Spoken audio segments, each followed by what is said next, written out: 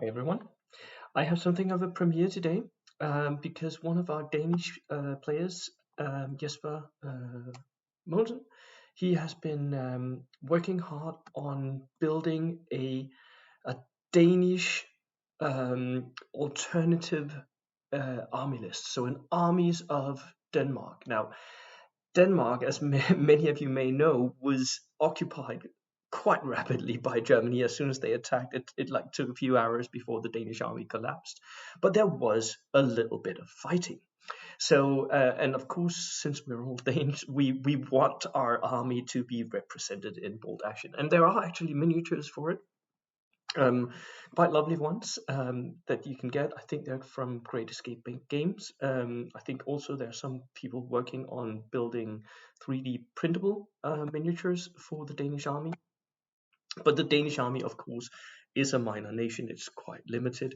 It is in the Germany Strikes book, and it's very, very limited and not really playable. So, for a long time, people in Denmark, in the Danish community, have been trying to work out a way to represent them on the tabletop. And this is the best version of that I've seen yet.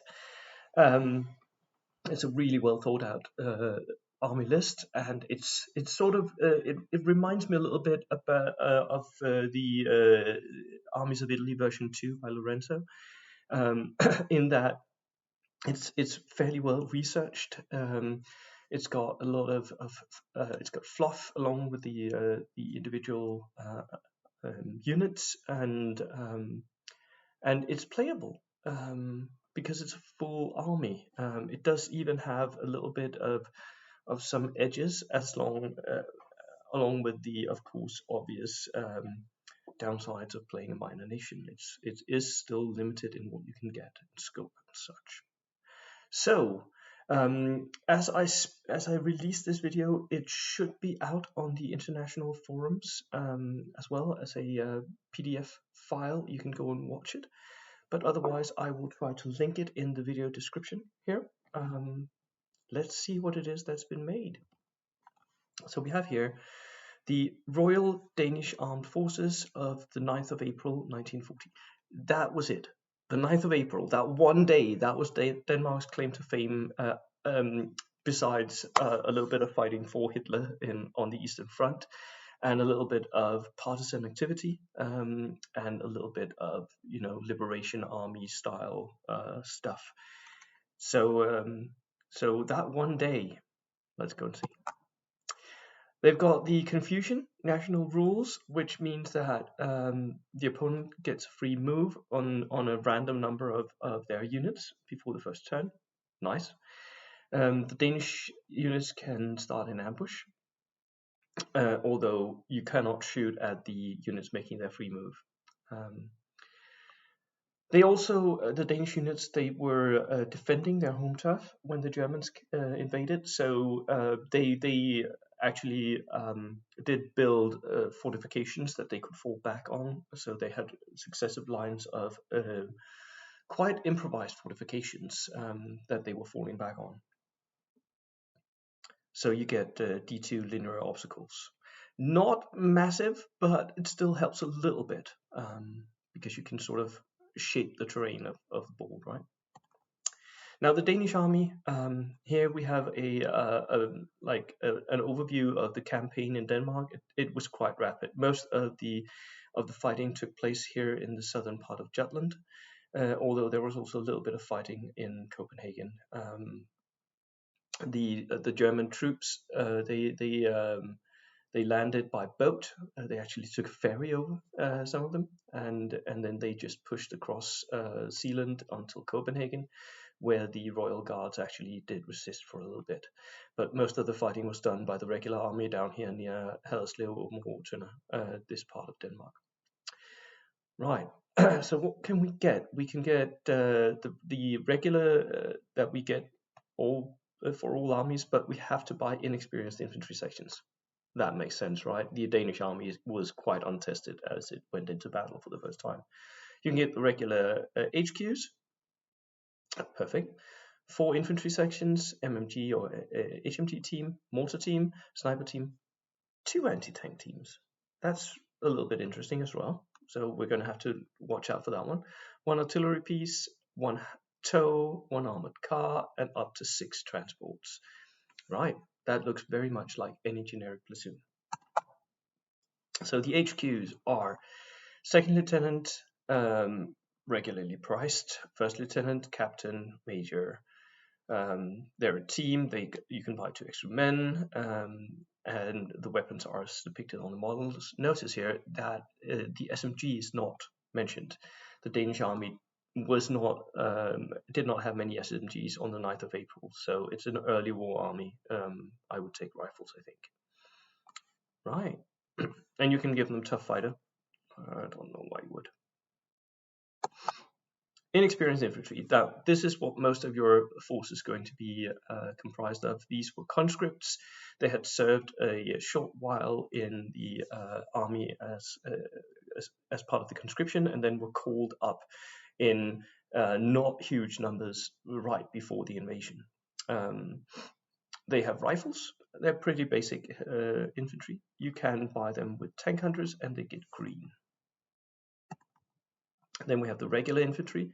There was a few infantry regiments that had not professional soldiers, but they did have soldiers who were doing their conscription period at the time when the war started. They were in better shape, better training, and could be considered regulars. You can buy BB launchers. You can, of course, buy motorcycles or bicycles. The Danish Army had a lot of bicycles available. Yeah. And you can buy a light machine gun, a Danish Mogensen, which was a locally produced light machine gun. Don't know why you would. It's still 20 points. Light machine guns are not worth it. This being a competitive channel, I would never buy that. But for fluff's sake and for historical river counter reasons, many of the units would have a light machine gun. You can also buy a cavalry section. The Danish Army did have 1 regiment of cavalry, although they would normally not fight on horseback. But they are noted here as being mounted. Yeah, I don't think you would want to buy many upgrades for them though, just because. And you can buy up to 7 extra men, so that can be quite a large unit of cavalry actually. Anti-tank grenades might be interesting then. Right. Veteran infantry. Now, the Danish army did not have many units that you would classify as veteran infantry, but 1 unit maybe does stand out a bit, and that is the Royal Guards, who were at the time of the invasion. They were guarding the royal palace in Copenhagen. They fought on for quite a bit, and they were bodyguards of the royal family, so they get an extra little special rule here, always alert, which means that they can spot dangers, so they can react to assault from within 6 inches. It's a nice little bonus. It doesn't break the game. I like it. They can be given tough fighter if you want to upgrade them a little bit. Otherwise, they're just veterans, regular riflemen veterans. You can buy a medic, exactly as in other armies. You can buy forward observers, artillery observers only. The Danish Army did not have an air force that was anything to speak of. It did have a few observation planes, but no bombers, no fighter aircraft as well. So you can buy for the artillery a forward artillery observer, pretty standard. You can buy a chaplain. They've got all the special rules of chaplains. Nothing remarkable here. You can buy a medium machine gun. This is actually the Mogensen machine gun, exactly the same machine gun, locally produced, and it had a mount that made it a medium machine gun, as many of the German MG42s or what have you. They were also just regular light machine guns on a mount. Some of them belt fed as well, but the Mogensen machine guns were fed by a magazine. Right? You can buy a heavy machine gun as well. I do not know what the difference was in real life between a light machine gun and a heavy machine gun, but you can buy one. It's pretty standard for what you would expect from every other army. You can buy mortars, medium mortars. The Danish army did not have a huge variety of mortars, so a medium mortar is pretty standard here. And we have a picture here of Danish soldiers firing a medium mortar. Not from the 9th of April. This is from the pre-war years, I think.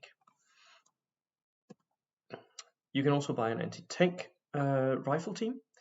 Again, this was the Mogensen factory who produced these anti-tank rifles.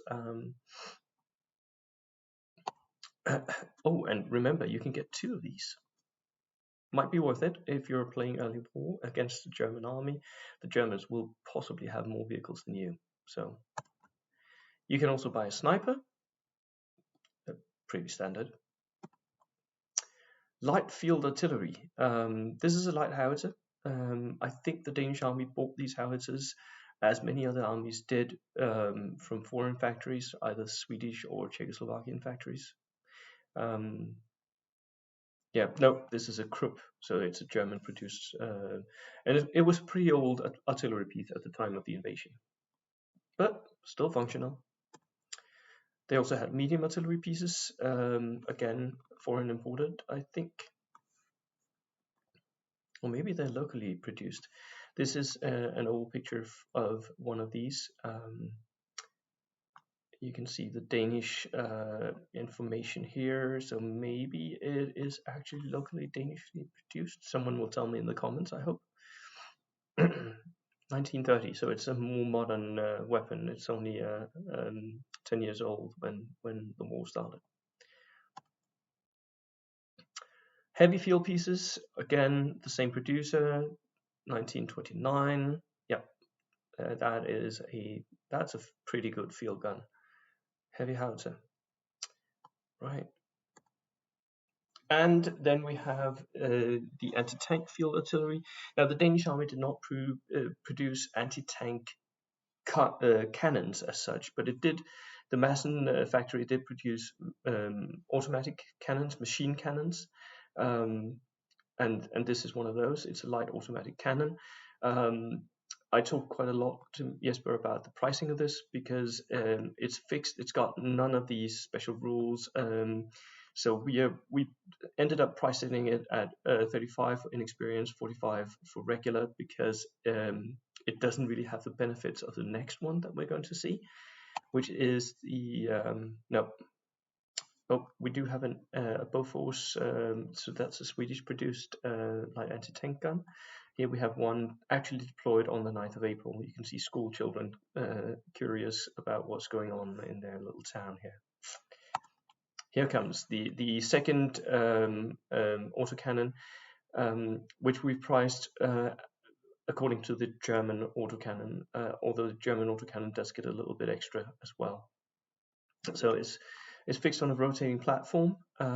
It's got fixed in flak, so a little bit extra. That you get a few extra rules, and you're paying 5 extra points. I think this is fair.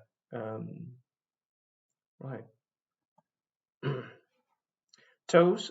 Most of the tows in the Danish army were trucks, just box standard trucks. You can see a group of infantrymen and their gun here, so possibly they're artillerists. And they also had horse tows. As most early war armies, they were still relying on horsepower for some of their tows, although the Danish army did have the vehicles available that it needed, and this was early war, so there was no rationing of petrol when the invasion happened, so they could still drive out their trucks.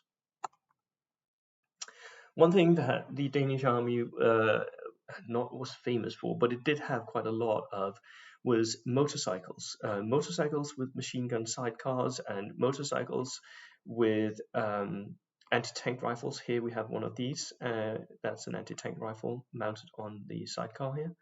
So you can replace the LMG with a rifle, or you can replace it with an anti-tank rifle. And you get extra selection as you do with many early war armies. So each selection of one armored car, if you're buying the motorcycle, you can actually buy 3 for that selection, which I think you should. At 35 points, these are steel. They're really good with recce and all, turn on the spot, and yeah. And it also gives you the opportunity of actually painting them in different uniforms. I think some of the motorized, some of the motorcycles were they had different uniforms. I think. Also, notice this is quite an iconic in Denmark motorcycle. It's the Nimbus motorcycle, which is actually on the logo of the Danish Bolt Action Group. The Danish Army also had a few of these Landsverk Lynx armored cars. They were Swedish-produced armored cars. They're not bad. They've got a light autocannon with a coaxial MMG and a forward-facing hull-mounted MMG. 7+ recce with dual steering. Not bad at all for an early war armored car. And closed top as well, which is nice. They also had the Landsverk L180. Again, not many of them available. Again, they've got a hull-mounted light autocannon, coaxial MMG, forward-facing hull-mounted MMG. So pretty much the same car, except the Lynx has dual direction steering. Transport, they had available some of these field cars, Geländewagen. I am guessing again this is a Swedish import. So they are sort of reminiscent of a Jeep or a Kugelwagen, and can tow light guns. And then, of course, trucks. Loads and loads of trucks. Yeah, that was it. I hope some of you try this this PDF Armies of out. It's much better and it's more usable than the Armies of Denmark in the Germany Strike book. So give it a spin and let us know what you think about it. And if anything seems off, please let us know. Jesper will be posting the PDF on the Facebook pages as I release this video. Cheers everyone. Bye.